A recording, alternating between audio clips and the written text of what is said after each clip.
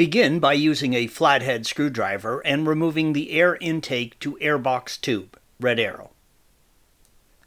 This will give you access to the intercooler to throttle body tube, yellow arrow. The throttle is bolted to the intake manifold, red arrow, and has several components you will need to disconnect. Use a flathead screwdriver and remove the clamp on the tube to the intercooler.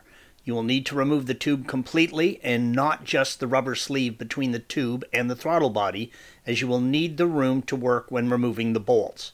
Disconnect the two hoses connected to the tube and remove the tube. Disconnect the throttle switch connection from the switch mounted on the throttle. The switch will stay mounted to the throttle body when you remove it. Disconnect the vacuum hose from the bottom of the body, yellow arrow.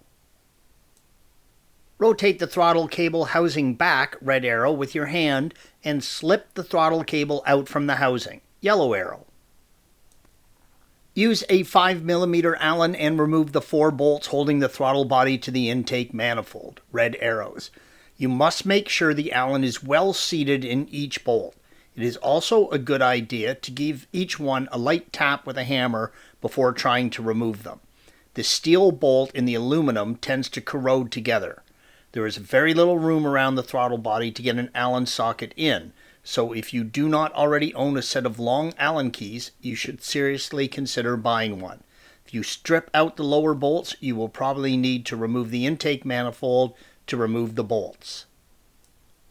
Remove the throttle body from the manifold. Note that the throttle switch, red arrow, and throttle return cable spring, yellow arrow, stay attached to the housing.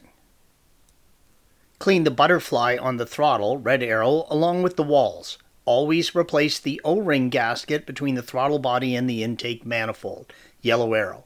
Installation is the reverse of removal. Thanks for watching. Be sure to subscribe to our channel and check out another video in this series.